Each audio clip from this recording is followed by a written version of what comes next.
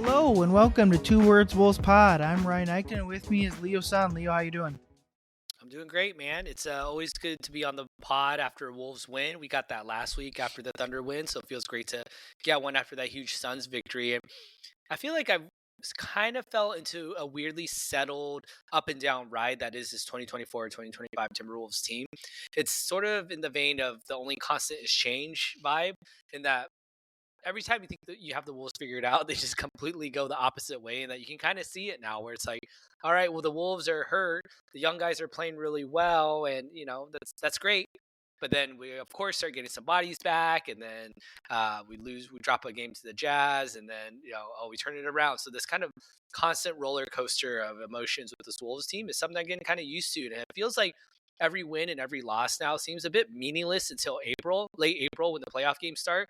But at the very same time, it's not, because every win and every loss is really, really meaningful right now. So, yeah, I feel a good constant with that.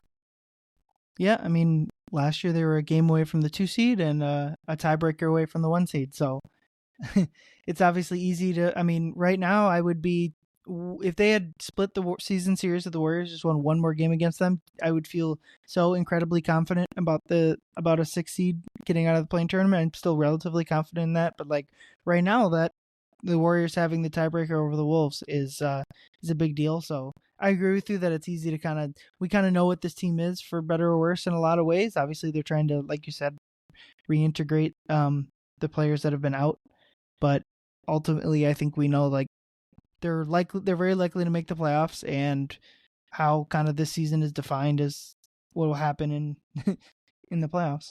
Yeah, I kind of shifted my mindset a little bit as well too. You said this in a pod, an episode earlier in the year, about how we need to let go of last year. Well, I think I've really come to terms with that, because I got into it, to back and forth on Blue Sky about, there's some fans that are wondering, well, why aren't the Wolves achieving the same thing that they are last year? This year is an epic disappointment when compared to that, where it's, at what point did the Minnesota Timberwolves earn the right to be considered annual competitors for the championship?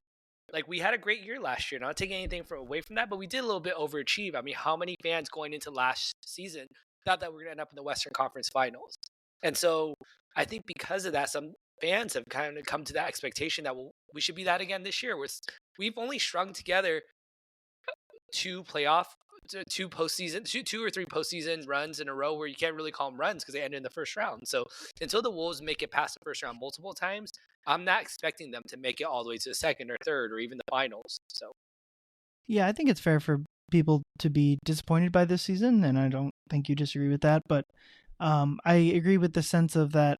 I think it's okay if this type of season happened a few times in a row, or like the path to being a championship contender was murky, I would kind of agree with people. Like, but ultimately, I mean, for better or worse, and I understand if people would pick out the worst in this.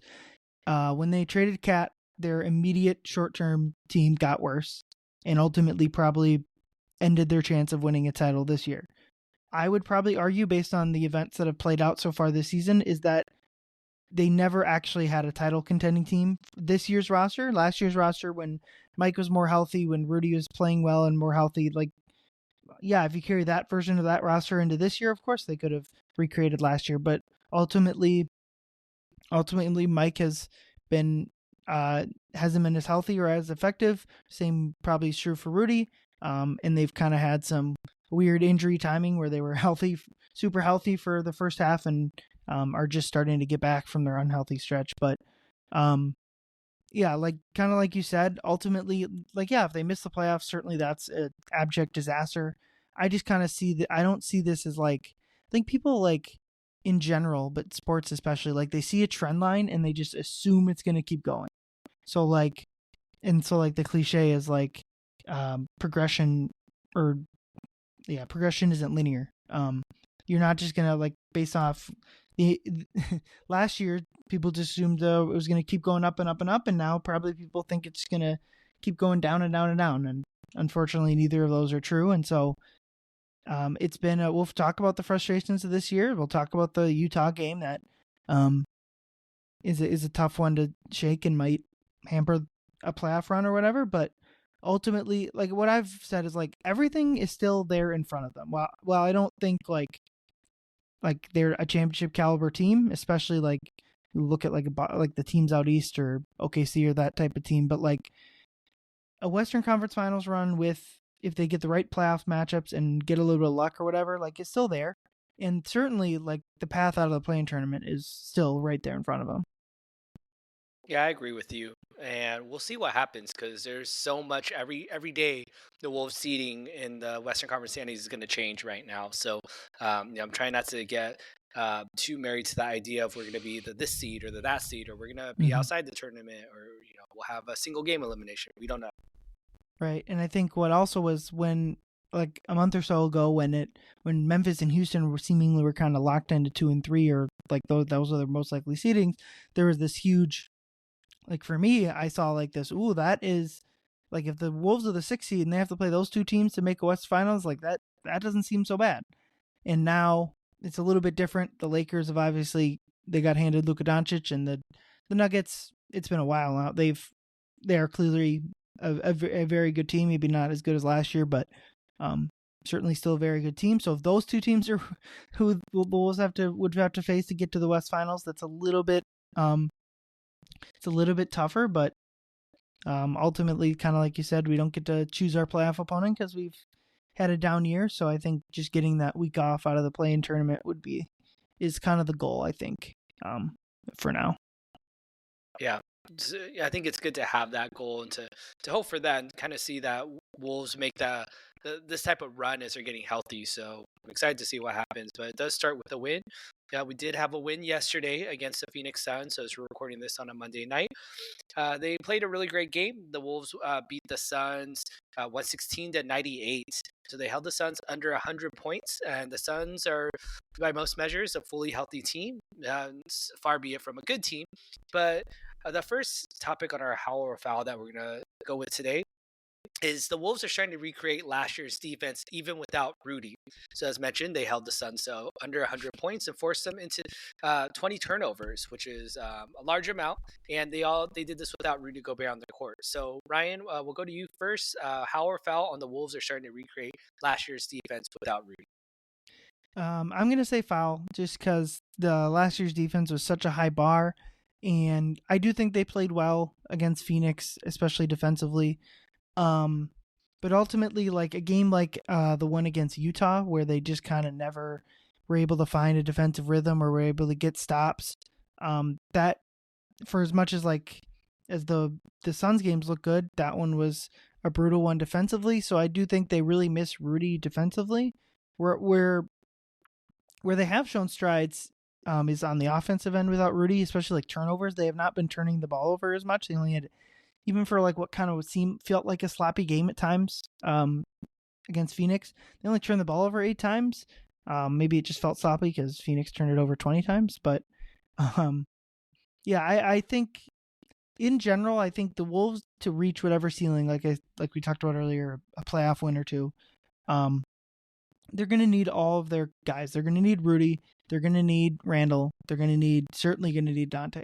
And it's not to say that other players won't have roles like Jalen Clark, Shannon, and Dillingham, but ultimately the ceiling is going to lie within getting the all NBA caliber players that are on this roster. And it kind of like makes me like reflect back on this time they missed Donte and Randle. And for a lot of it, it did feel like, especially offensively, they're playing super well. Like it was this fun style you can imagine, like what the future of the Wolves can be. And like meanwhile, they're just like losing games. And so it's like as much fun, and certainly I do envision like this version of the Wolves where like Nas is the starting center, or they have shooters all over the court and they're playing this. But ultimately, like they couldn't really defend either, which is always like the classic push and pull with Rudy. It's hard to score at a championship level with him on the court, and it's hard to defend without him on the court. So ultimately, I don't think they're quite getting it back to that level of like last year's defense, but I do see what like the question is asking about. Like the Wolves just have a ton of wing defenders, and if they can just patch up like the low man help in the center defense enough, they can they can get the defense like good enough to where the offense is going to shine without like the non-shooter Rudy. What do you think? Yeah, I'm going to go with foul as well too. They're not going to end up as the number one defense in the league. So just pulling it up right now. So current as of Monday evening, the full slate of games is over.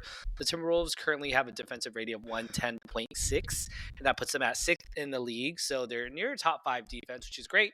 And I'll just kind of a little footnote here: the Timberwolves offense is at number 13 offensive rating.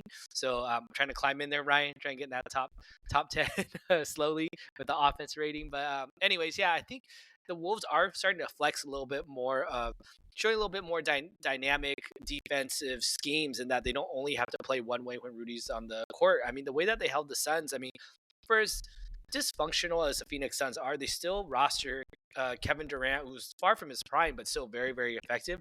They still roster Devin Booker, who's still one of the best, highest efficiency scorers in the NBA as well, too. And so, I'm not going to talk too much about Bradley Beal, but they held both of them to just 15 of 35 shooting, which is, again, seems like just under 50%. But I mean, you combine the fact that they combined for 10 turnovers.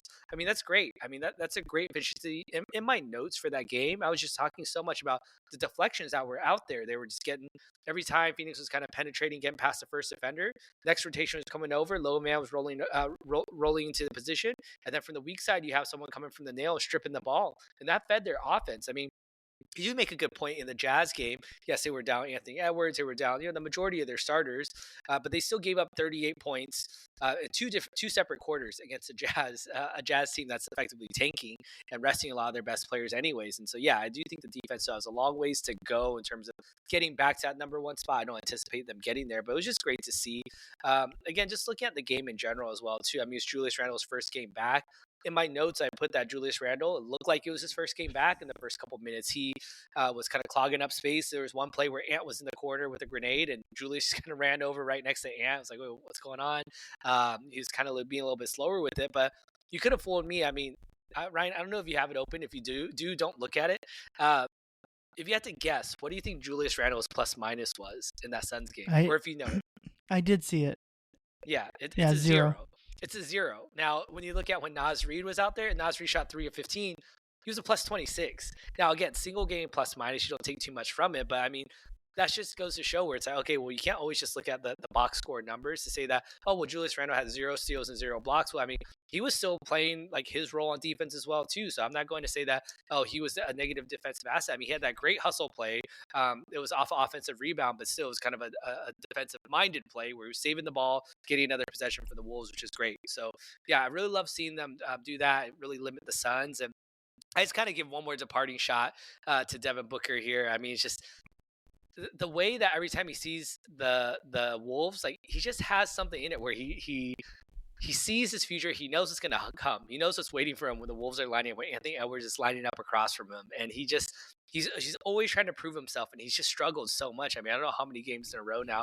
I mean, you think about, we've beaten the Suns 3 times this season, and then we beat them 4 times in less than a year ago in the playoffs. That's 7 straight wins that we've had, and a lot of them have been in blowout fashion. So, shout out to the Wolves for stepping up every time they see the Suns. Yeah, the Suns are just kind of a mess. Like, I don't watch a lot of Suns basketball, and just like looking at their like they're starting Bol, like that is, I think, like Mason Plumlee's playing big minutes. Like they don't have the guys.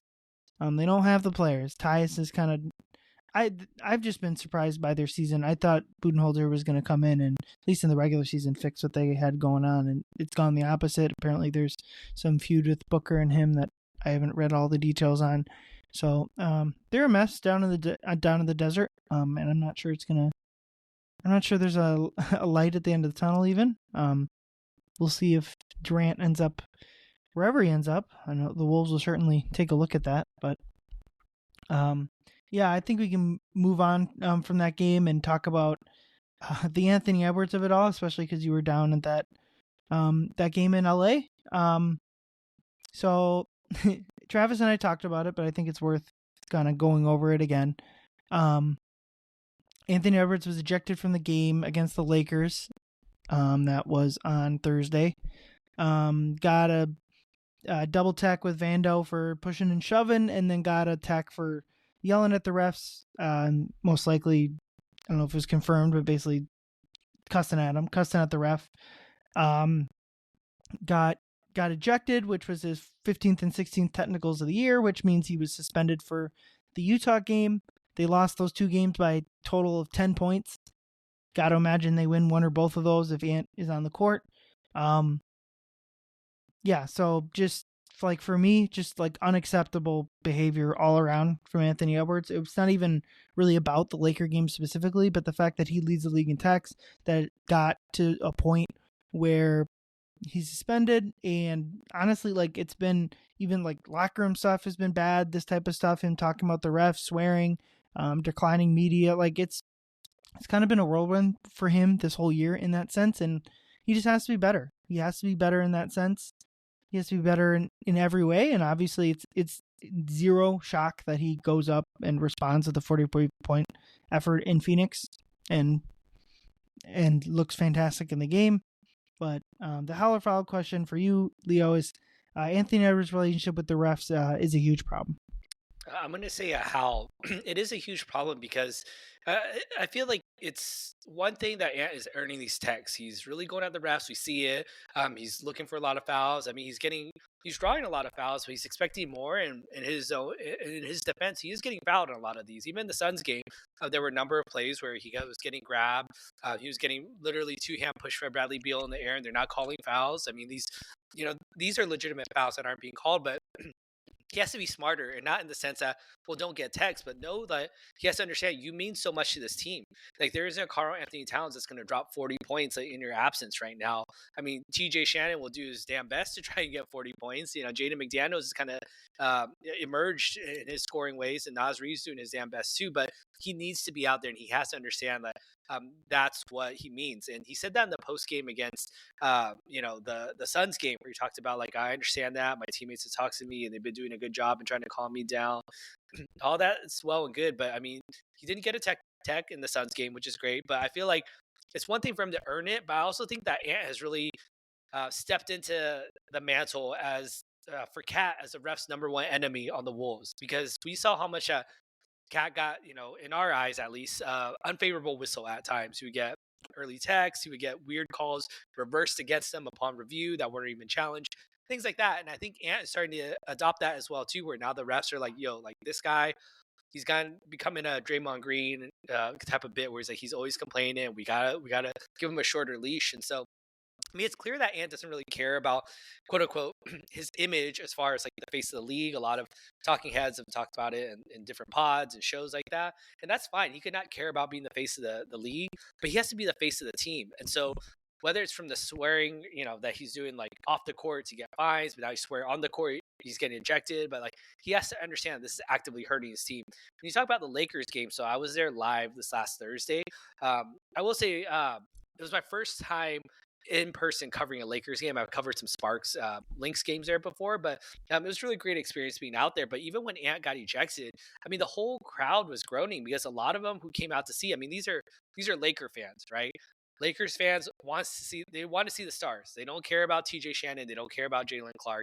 They want to see Anthony Edwards out there. And so when he was getting ejected, there was a lot of booing that was happening. And, shout out to them. I mean, they knew that seemed like, wait, what? What do you even get ejected for? And yeah, maybe he said the magic word, but the refs have to have some sort of control in the situation where, look, Ant's first tech wasn't for like arguing with the refs. I understand the rules. It doesn't mean you have to get 2 techs for arguing with the refs, but it's still just such a weak move to eject him in that position where Ant did get fouled. Like, yeah, maybe Ant cleared out a little bit with his offhand, but he also still got kicked and then he fell down afterwards. I mean, there was a foul there. It wasn't like he was yelling for no reason.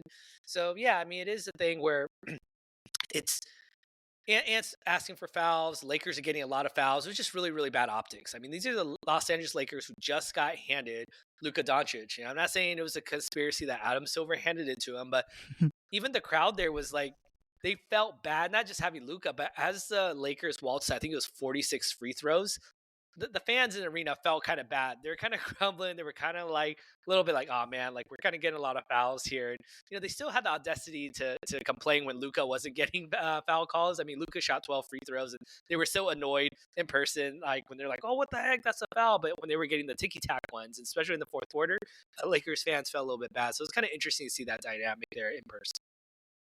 Yeah, my biggest thing, and I kind of talked about it with Travis, that I did think the second tech was pretty soft. Even the first tech, like we don't always got to give double techs for every single little thing.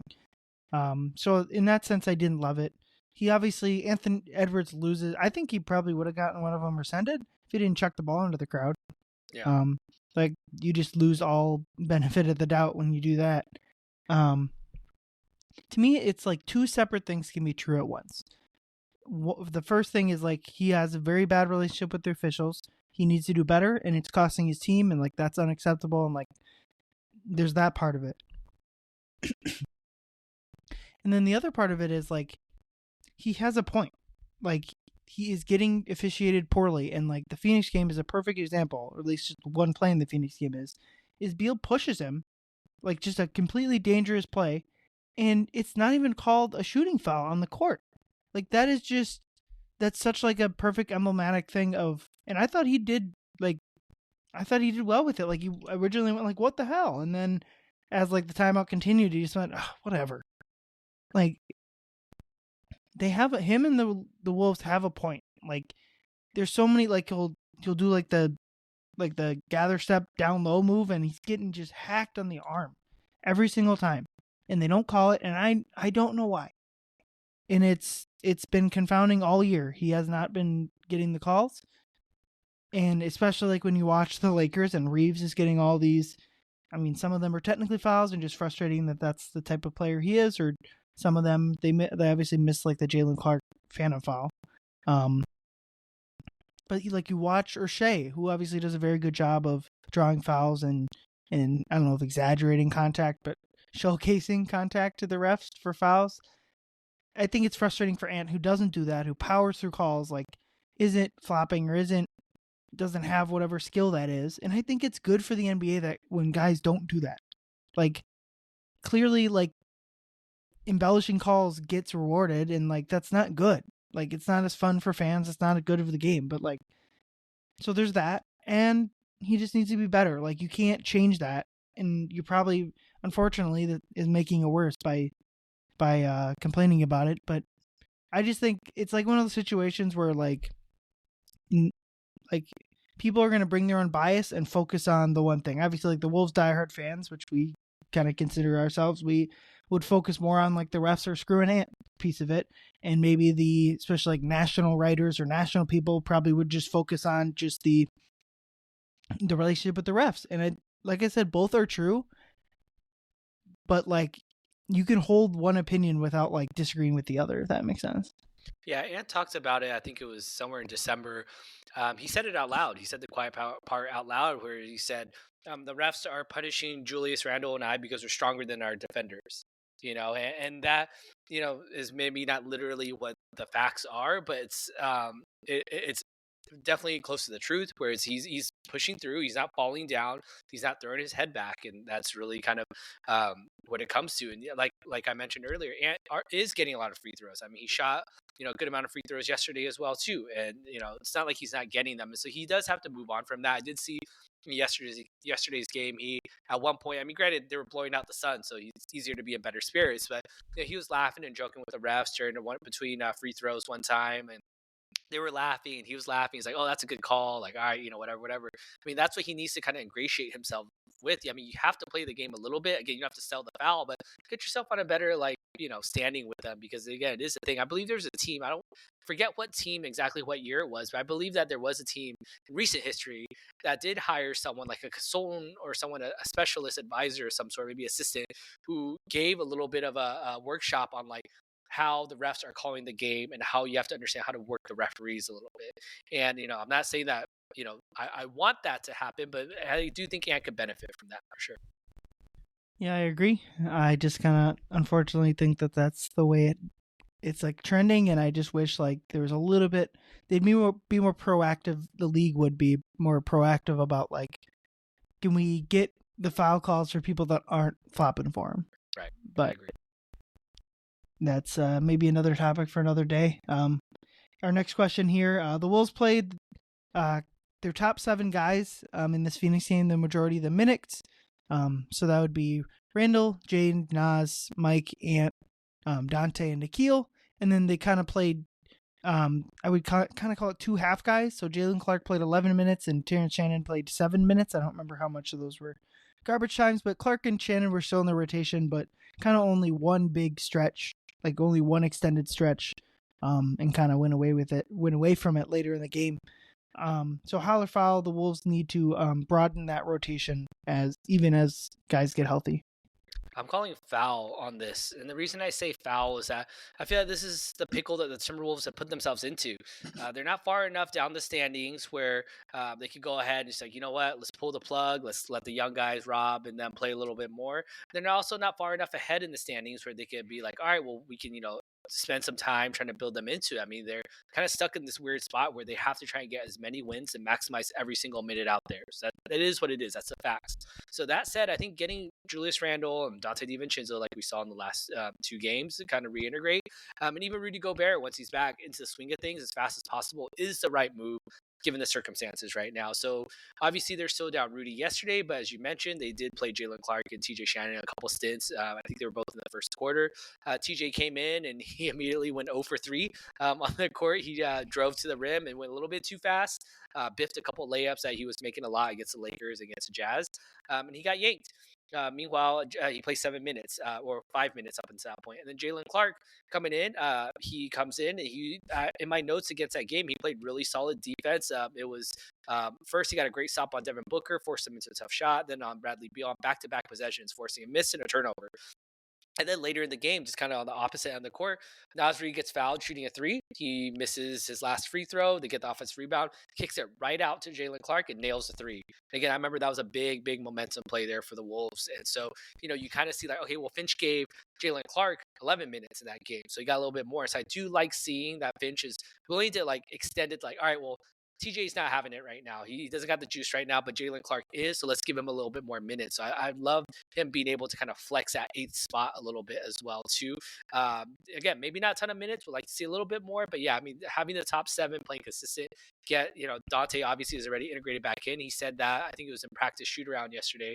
They said Finch's plan to get him reintegrated into the lineup has been perfect. And you can see, I mean, the proof is in the pudding. I mean, dude is on fire out there and he's playing like he never left. And that's what we needed. And Julius, first game back, played again. He said he was tired as hell. He needed Ant to carry him in the fourth quarter, but Julius put in a solid 34 minutes and gave it on both ends of the court there. So it was really great. So I think really focusing on that is a good idea. And he limited Mike to 20 minutes, which I think was more than fair.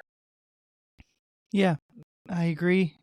So Howler foul on the broaden the rotation. I'm gonna go foul as well, just because they certainly, as they're trying to like bring these guys back in, reintegrate them, like they need to focus on getting them the minutes. But I just also feel like they're gonna have to play once Rudy's back, their top 8 guys the majority of minutes. And it's not to say that there won't be. I think the rotation should still be at 9 and even probably 9.5.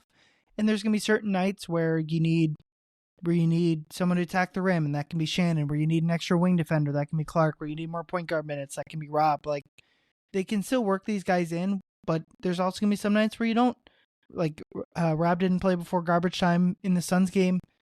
There's gonna be games like that too. So I just think, while not completely going back to what it was early in the year, I just think like the Wolves' path to whatever this season is going to be through their veterans or their best guys. And so at a certain point, you got to kind of lean into that. Well, not completely. If they were like winning games, I mean, it's not to totally like crap on their recent stretch, but like if they weren't really winning games with the young guys out there. And it's not to say I think we'll look back at that stretch and be like, wow, that was great. Like, seeing that out of Jalen Clark, seeing out of the Shannon. Like, I think we'll look back at this recent stretch as like really important for like long-term stuff. But as far as trying to win as many games this year and get into a playoff series, which I think is a big deal. Like to me, the goal of this season is to try to get Anthony Edwards as much playoff reps as possible. And so that's going to come with the veterans.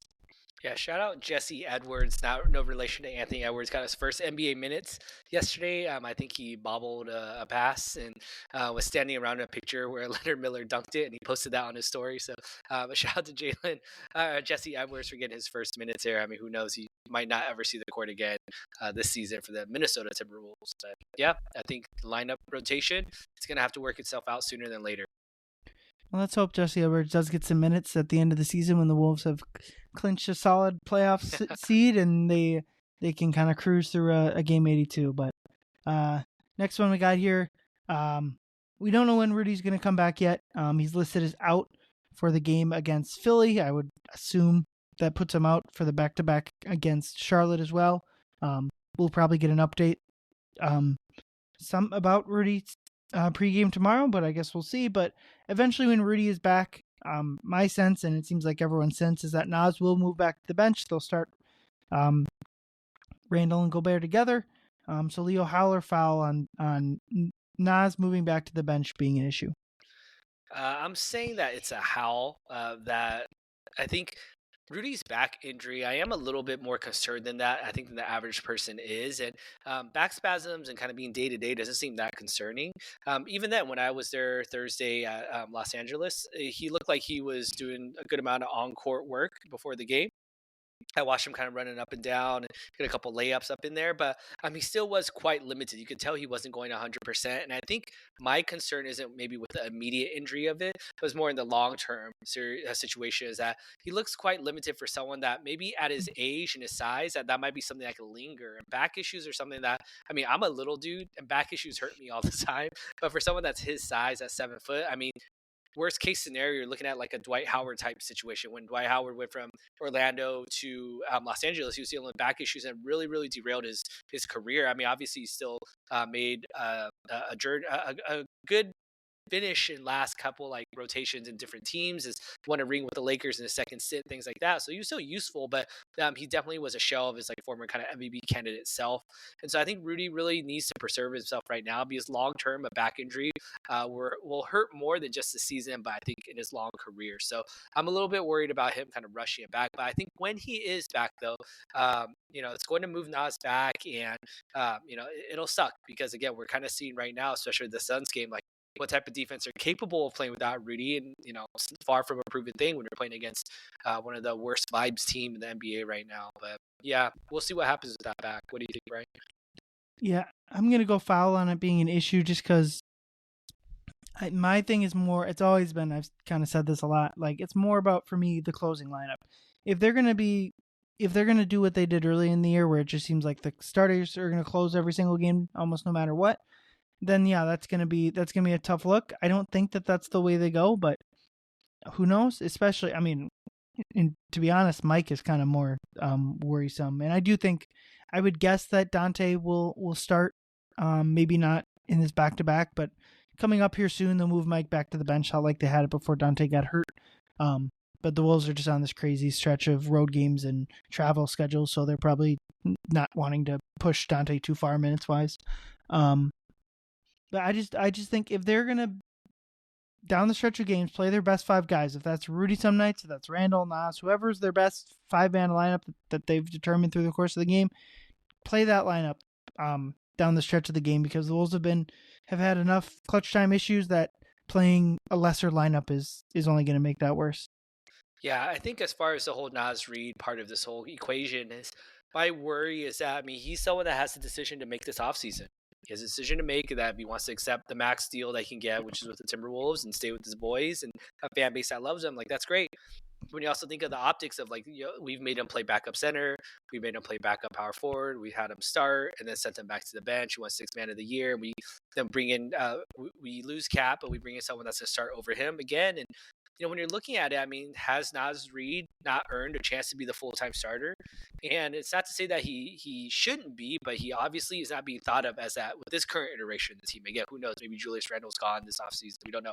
But that is something that I do worry about in terms of like an issue where it's like, okay, well, how does Nas Reed feel like he's being valued by the Timberwolves? Where it's like, you know what, man?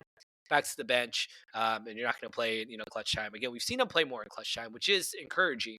But again, I just feel like Nas Reed deserves to be a starter, and I would love to reward the fact that he's evolved not just his game, but his body so much throughout the years. And so, yeah, I hope it doesn't become one, though. Yeah, I do, thinking about this summer with Nas, I do think the Wolves are it's going to be a very large priority to bring back Nas, as it should be. And they'll have his bird right, so that helps with negotiations. And also, I just think even if the starter thing isn't, like, next year, almost certainly Randle will not be on the team. There will be a starting spot open for Nas, and I just think if they pay his market rate, he'll be back on the team. And it just seems like they're going to be willing to do that. And like my question is just like, what is that market rate with the new cap stuff? I have no idea what people are worth right now. I just think that, I mean, maybe it's naive to think. I don't think like they're gonna have to pay him what he's worth, and that's as they should, as everyone should. Because he kind of took a slight discount to return here a couple of years ago. So I don't think they're gonna quite get that again, but they'll have to pay him his market rate, and I just think that that's very likely to happen. And he'll slide into the starting lineup starting next year. Yeah, next topic here, we got our Apex Alphas. Leo, who is your leader of the pack this week? My Apex Alpha is none other than the big ragu himself, Donte DiVincenzo. He returned, and I mean, boy, did the Timberwolves miss him. He combined the best parts of Jalen Clark's frenetic defense, kind of making those hustle plays, the best part of TJ Shannon offering that offensive load to share on the court, and also a little bit with the creation of Mike Conley's game, just beautifully setting up teammates and running the floor and being that corner shooter. I mean, he's bringing a perimeter threat that's pretty much been non-existent for the past 2 months while he's been gone. I mean, there's been some players that have gotten hot. I mean, Jaden's had some games, maybe not shooting the ball from distance, but it's really been relying on Ant to contain our uphold our volume of threes that we've been taking and making a top 5 rate in the NBA has kind of really slipped a little bit. So, I just want to rattle these off. In the 3 games that Donte's been back, first game in a 9-point loss to LA, he was a team best plus 15. In the second game against the Utah Jazz in a 1-point loss, he was a team best plus 14. And then an 18-point win against the Phoenix Suns, he was a team best, tied for team best, plus 26. So if you do the math, and my math is mathing, that was a plus 18.3 on average in these 3 games, 2 of them being losses. Total of plus 55 in just 25.3 minutes per game. That's insane. In 25 minutes, he is a plus 18.3 across season. So again, him coming back, I mean, this is what we wanted. This is what Wolves thought hoping they were going to get. This is what Tim Connelly thought he was going to get when he traded for Donte DiVincenzo, which by and large, by most accurate reporting, is that was a big kicker in allowing us to trade Karl-Anthony Towns for Julius Randle. Was because the Knicks were willing to throw in Donte DiVincenzo in, I want to say in his prime or about to hit his prime, in a great long-term team-friendly deal, playing a role that would be great next to Anthony Edwards. So it's hard for me to think of anyone other than Donte who was just an absolute flamethrower against the Suns in our most recent win. Yeah, you can just see how important his spacing is. Like teams have clearly shown they're going to play in the gaps against Ant, and like they do, you can't even help a little bit off Donte because he'll shoot from anywhere in the court, and that's such a big part. And like you said, he's been playing like what they expected him to play like, and he was doing that too, but right before the break, or not right before he got hurt, excuse me. And so having that back, he'll be back in the starting lineup. That's just such a big piece for them to integrate back in their lineup because they've needed scoring punch, and my Apex Alpha hopefully is Julius Randle, who ideally will provide that scoring punch. I just really like the way he played against the Suns, and it obviously like the scoring was there. He hit 2 of his 5 threes, shot well, 6 rebounds, 3 assists. That we talked about the steals and the blocks. There's always going to be a bad turnover or 2, but like what I really like to see is like there's a couple plays where he made a couple really nice cuts. Cuts to the basket, getting doubled, like going to the center of the court so Ant could find him and then make the right play. He was doing that also before he got hurt. That's kind of what was frustrating about both him and Donte's injuries. It really seemed like the Wolves had kind of started to figure things out and started to play well right when everyone got hurt. So obviously that's kind of the hope, what we hope for, that they can return to that. And like I always keep pointing out, they got this easy schedule the rest of the way to showcase that. And both of our Apex Alphas, Randle and DiVincenzo, I think it's been really, really good to see how quickly they've like got right back into the lineup and not even really had a down game for either of them. Yeah, I mean, I want to say that there must have been some sort. I mean, they were on the bench, right, for a bit, watching the young Wolves, the Jalen Clarks, the Terrence Shannon Juniors, and even Rob Dillingham, really contributing and playing hard out there. You could tell it's kind of I don't want to say energize them, but I mean, the way Julius Randle played, I mean, he played like a guy that was not just sitting out for a while for like a month with a groin injury. I mean, this is a dude who's really making those hustle plays. I mean, I love talking about that offensive rebound that I mentioned earlier in our episode was where he went just skying from like out of his area off a miss. I think it was the Nikhil 3-point attempt or Jaden 3-point attempt, and he smacked the ball out of Mason Plumlee's hand. And at first, it looked like to me was he obviously stepped out of bounds and jumped out and saved the ball back. But I mean, upon replay, I mean, there's just a sliver of space, and so just that nimbleness and that that quick thinking mentality of his save that ball, we can get one back, and not only to get it back, but then he doesn't just stand there out of bounds. I mean, he comes back to the place, waits patiently in the corner at his right corner three, and then as Na is faking and driving to the rim, he just slowly shuffles his way into dunker spot, and then gets a huge dunk on there as well too. And again, you see it just totally energized not just him but the bench and everything. I think that's really when the game really got out of hand for the Suns and they turned it over.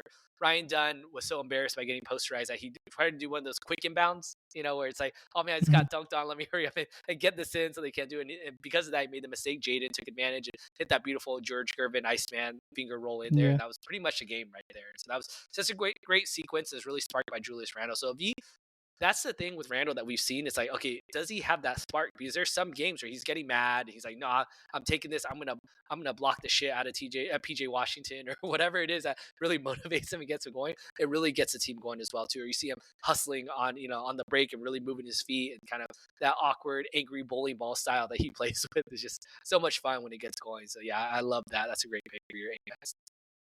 Yeah, and the Suns game was just fun because it reminded us of last year and like the dominant second halves or third quarters that they would have, and like the end of games where they're just kind of ticking around and scoring crazy points. That kind of builds into my play of the week. I put Bradley Beal, just because of that play, and like what stood out to me is like if you watch the broadcast back, Mike is like one of the guys kind of going up and talking to him like, hey, that was screwed up. It's like, and my first thought was like, dude, you screwed up if you made Mike Conley mad, like if Mike is the one going up and telling you what, like, you really screwed up. And he talked about it. There was a video at their practice, just him talking about it, and I just like the mindset of like, I just play the game. If there's time left on the clock, let's just all play the game. If you don't want to be disrespected, then like D up or don't turn the ball over on the other side. Like, I just hate like because it's such like, when does garbage time start? When are you supposed to dribble out the court? Like, there was still time on the clock. Like, you just got mad that Donte tried to like throw the alley-oop off the floor. Like, I mean, maybe given the benefit of the doubt that he wasn't trying to hurt anyone, I'm sure he wasn't trying to hurt anyone, but like, I just think that he's far from the only player that has this mindset. Like, it's just like, let's play to the end. And if you don't want to play to the end, then you can check yourself out of the game. Like, I don't like like, if the shot clock is on, keep playing. Maybe once the shot clock's off, then you can have like the dribble it out, but like, shot clock's on, keep playing. Yeah, I'm with you 100%. I hate these unwritten rules of the game where it's like, oh, okay, well, don't take that three at the end of the game. It's like, oh, that's disrespectful. You guys already won kind of deal where it's like, all right, first of all, like you said, Bradley Beal, like, you should have thought about that before you turned the ball over 4 times, right? It's like they wouldn't be in a position to be doing that if you were just throwing the ball around everywhere. And again, also at that point in the game, this wasn't like the last possession of the game, like when Jaden McDaniels tried to absolutely steal the soul out of the Nuggets, where he tried to do like a self alley oop at the end of the game. I mean, this was a play at the end of the game where it was still 2 minutes left in the game. I mean, this wasn't like under a minute and it's like, all right, they're intentionally trying to clown them. It's like, no, man, like there's still 2 minutes on you thought the game was over already? Well, that's kind of on you. I mean, the Wolves were up 14 with 2 minutes. I mean, had they not watched any Timberwolves basketball where maybe they could have been inspired to make a run that we did to come back against the Thunder instead of too busy giving up wide open. He's the one that turned it over, like on that play, right? So it's so annoying. He had just turned the ball twice over in a row. And so when he talked about like, yeah, we don't want you clowning us or whatever, it's like he had this little smug smile on his face, like, man, shut up, dude. Like that's just such a garbage move by him to do that. And yeah, we're really lucky that it didn't end up worse than it was. But I mean, that's the Suns, man. I mean, that's a bleed into for me as well too, right? My prey of the week is the Suns. quote unquote big three. It might be easy targets to kind of be kicking them, while they're down right now. But I mean, the Wolves forced those big three into combined 14 turnovers and a plus minus of minus 58. Again, you can say what you want about the Suns being dysfunctional and all of that stuff, but like the Wolves embodied the Suns every time they played them from last year and this year. And I talked about it earlier. I mean, on one hand, you have Devin Booker, who just had a career worst 9 turnovers the last time that they met in January. And every time Ant and Jaden are playing out there, he's just living rent free in his head.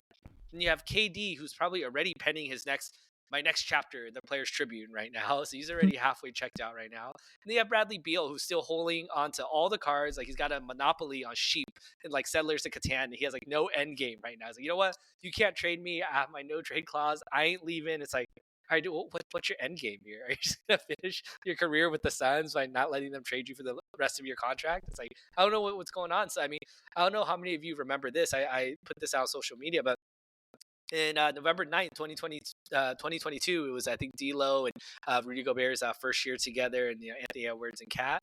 And the Suns won a game in November, and they tried to troll the Wolves bench by saying Devin Booker was like, hey, we play team basketball. We don't play iso ball. We play team basketball. And look at them now. I mean, how far the mighty have fallen from in just, a little over 2 years of time. They have completely just turned into unrecognizable, weird Cronenberg of us, mid-range jump shooting team that doesn't play any defense or have any chemistry. Yeah. Tough times in Phoenix. I would say can't imagine what their fans are feeling.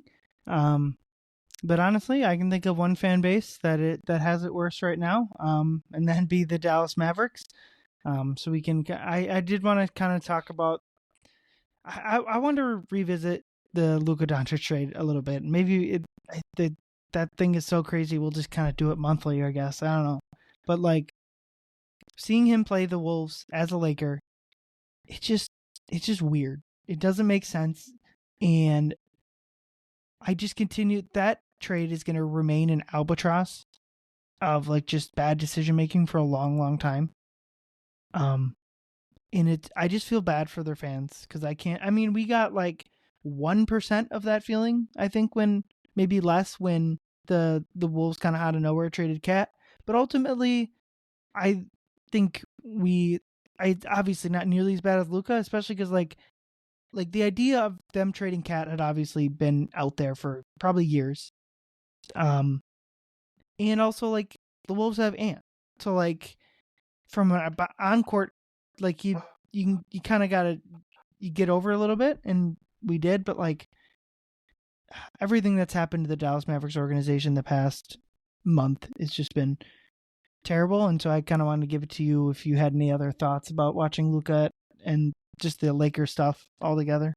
Yeah, man, we talked about it before, but I think it's always worth revisiting because, first of all, I mean, it's a testament to not just the front office management, but just with the ownership as well, too. I mean, the way they exchange hands, and again, I could go on a long rant about the Adelsons and the new owners of the Mavs, what I think of them, but I mean, this is kind of what they get, and I feel bad because, yes, as you said, I do feel bad for the fans. We know what it's like to, have, like you said, a player maybe not the magnitude of Luka, but someone that's been there for the team longer, has been a great community member to Minnesota that, got unexpectedly traded. But yeah, so it sucks that they're suffering for it. But I mean, this is what they get. I mean, not the fans, but the front office and the ownership. This is what you get. You're having a guy that's in charge that doesn't have a ton of front office management experience. It's more of a shoe executive at one point, working for Nike, and use his shoe management experience to make a trade with a guy that fleeced your entire team for a long time. And not only did AD go down his first game, but today the Kings are playing the Sacramento Kings, who had just lost Domas Sabonis, and they're both fighting for a 9-10 play-in spot right now.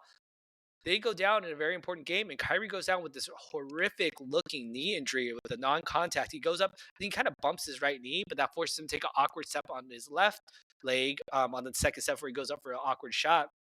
Knee bends backwards, ankle kind of turns. He falls down. He's just in a heap.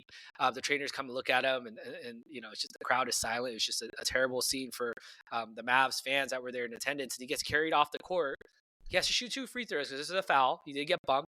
They literally carried him back on the court without him putting any type of weight onto his left foot, on his left leg, his left knee.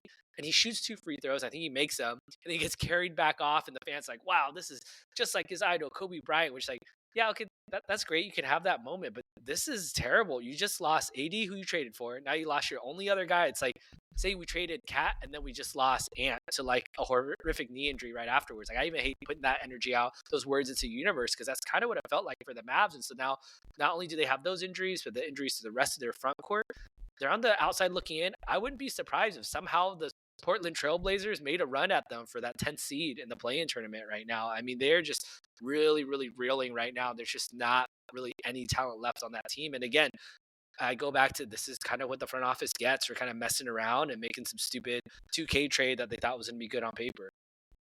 Yeah, and it just makes me think there's an unwritten contract between fans and players, or between fans and the players too, and the organizations. Like, you're gonna try to win, and we're gonna spend money. We're gonna pay for your overpriced popcorn and your overpriced parking and all that. And I just think, and they raised season ticket prices by 8%, which in a vacuum, that it makes, I can tell you the Wolves raised their season ticket prices more than that. It depending on where you sit, but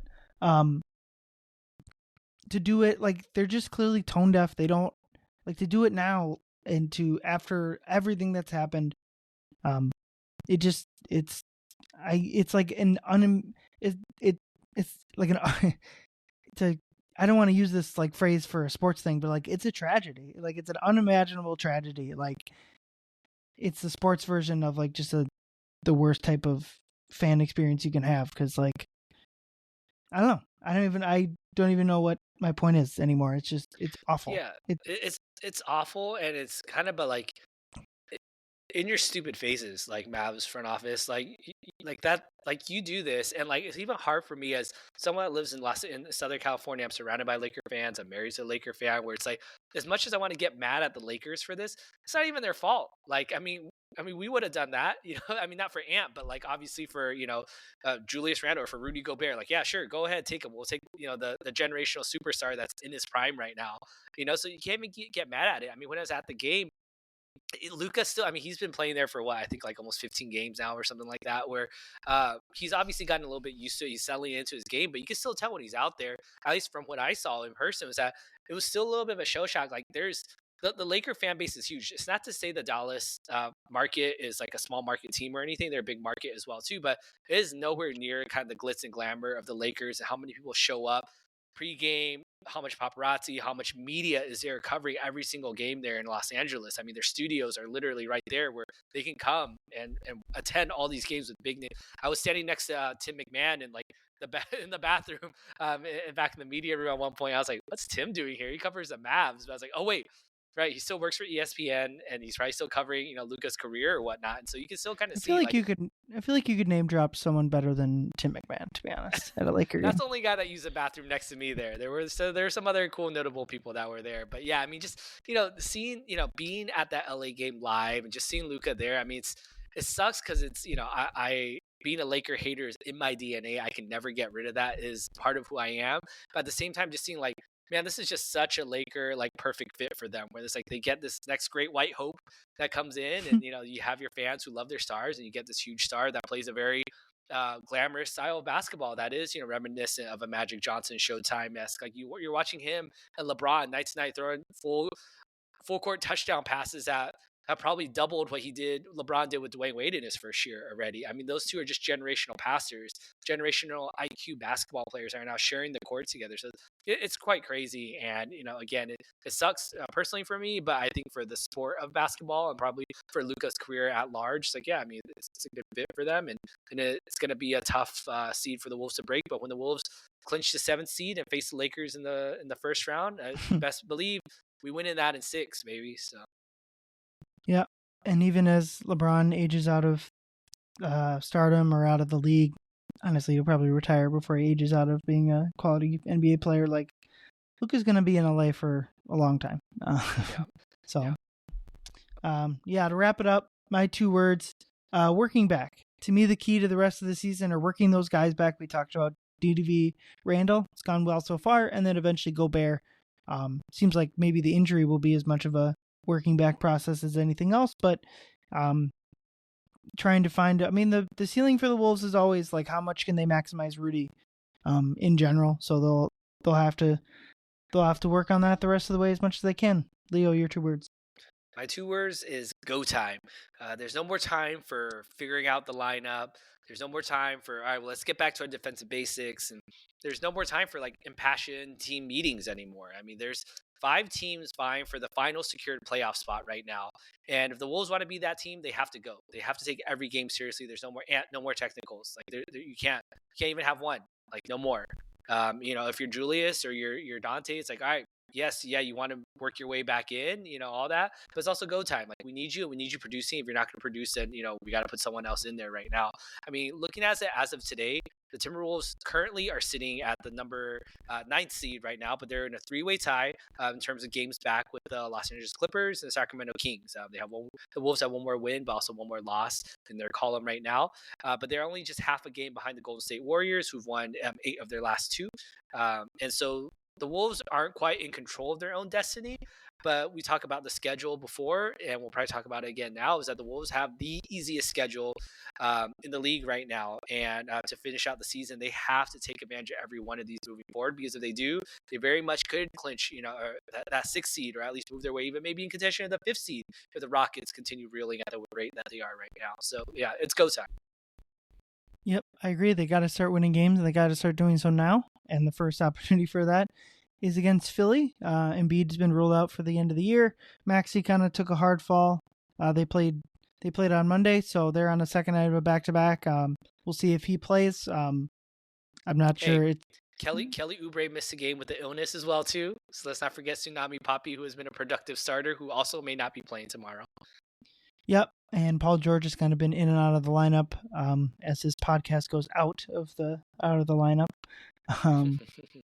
But yeah, I mean, either way, whoever is in or out for them, that's a game you got to win. And then you got a really tough back-to-back, 23-hour time difference between tip-off times. Minnesota to Charlotte is an insane back-to-back, but I did do a little bit of research, because this is now the 4th time the Wolves have played 23 hours apart, and no team in the Eastern Conference has 2, but Denver has 5. So it's very clear that the Western and the Wolves and Denver are always 2 of the teams that have the hardest travel schedules, but some teams had no 23-hour back-to-backs, and some teams had a bunch. So I guess that's how it goes. The Wolves aren't going to complain about it, but I can tell you that they feel it. Finch called this one big long road trip, because they just played 4 in a row, and then they played Tuesday and Sunday at home, and their 1-game homestands before they go off on the road. So, but still, schedules to be taken advantage of, and kind of middle of March they have this huge 5-game road or homestand to really try to build up some wins. But yeah, Leo, got anything else? No, I mean, this is the time. I mean, if you're excited for Wolves basketball, I mean, now's a perfect time to tune in. They do have, like you said, those favorable matchups. So let's hope they get a little win streak going again here, because that's absolutely needed. I'm excited for it. Yep, me as well. Well, that's where we're going to wrap up with you guys. I'll be back later this week with Andrew Carlson of Canasupis. So we'll see you guys then. Thanks for listening. Get home, drive safe. Go Wolves. Ayoo!